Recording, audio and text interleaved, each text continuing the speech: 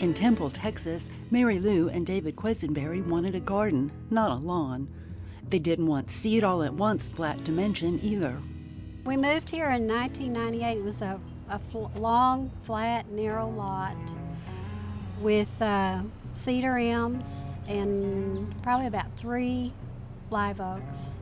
This wasn't their first garden, but when they fell in love with this property, they realized the plants they'd grown in Belton weren't going to work. We moved here and we saw these beautiful deer peeking out from the woods.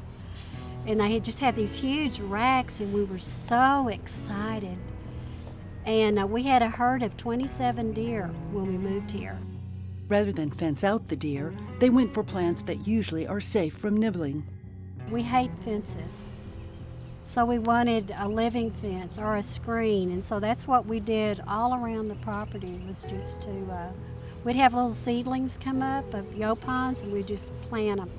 Orchid trees come up periodically, and we just dig them up and plant them in various places. Rather than be mad at the deer, we wanted the deer to be welcome in the garden. In back, the dimensional view for watching wildlife of all kinds starts near the house. Its panorama entrance from the patio or indoors refreshes, even when it's hot.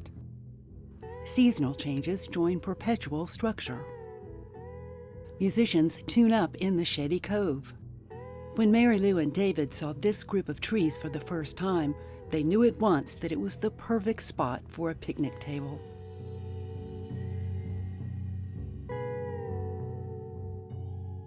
A nearby shed harbors the tools that are in their hands every spare minute.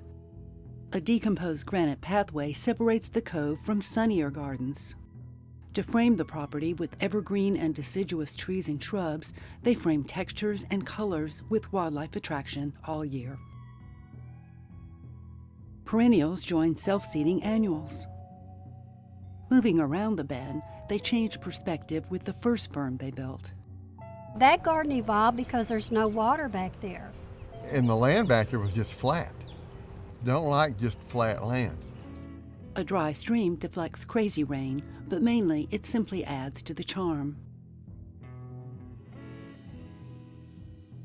They got help with the largest boulders, but mostly they hauled them all themselves.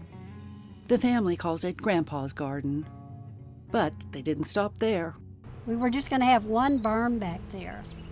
And we said, well, you're not supposed to have, just this one thing back here. Let's do 3, have 3 berms. We did it one rock at a time, one plant at a time. We had no plan.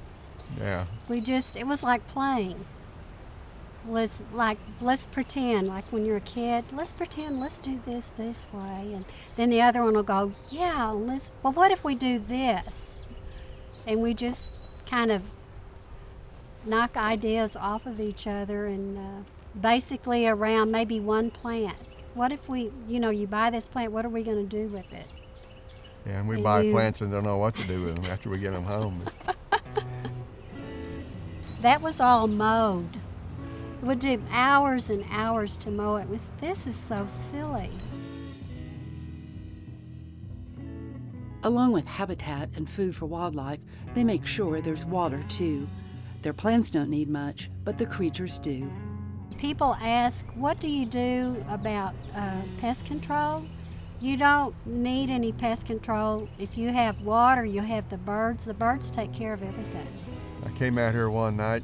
We have a bird bath back there in the back, and there was a screech owl in there taking a bath at nighttime. We got a picture of him too. He was so cute. He just kind of turned around and looked at me, and he went back taking his bath. Your wasps and bees and spiders and everything, they all have a purpose, so we don't try to kill anything except fire ants. Yes, fire ants. Their newest project in spare time is a pond and waterfall, as much for the wildlife as for them. We extended the patio so that a lot of that soil, rather than have them carry it off, we just had them stack it back there. Oh, we'll make a waterfall. A lot of the inspiration we get from we're in the house looking out at the windows, and we go, you know, that seemed like the perfect spot to put it. Mm-hmm. So, because we'll enjoy it when we're in the house too. And certainly, it's all a wonderland for kids. My grandchildren love it here. They just, as soon as they just want to come outside all the time. They just love playing out here. My grandson has a little electric car, and he just drives all over the roads. They're so cute. And I think my little granddaughter's going to be a gardener. She just loves it. She loves raking. She just loves working in the garden. When they get a little older, we're going to put them to work.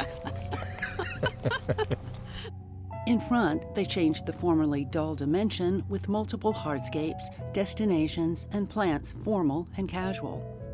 They didn't banish all the lawn, but they did exchange buffalo grass with water-wise Palisades zoysia.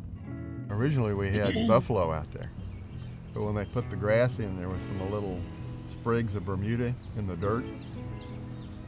And I mentioned that to them, and they didn't seem to mind it. The Bermuda just kind of overtook the buffalo.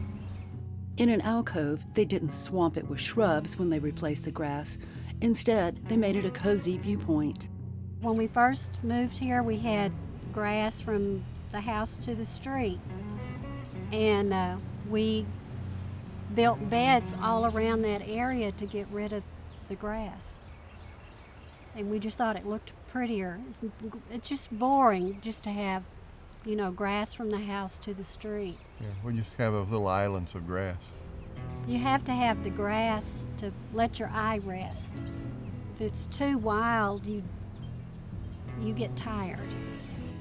Antique horse hitches that they rescued in Temple mark the entrance from the sidewalk to the front door. David and Mary Lou have always gardened, but she took the step to become a Bell County Master Gardener with encouragement from colleagues at Scott and White Hospital.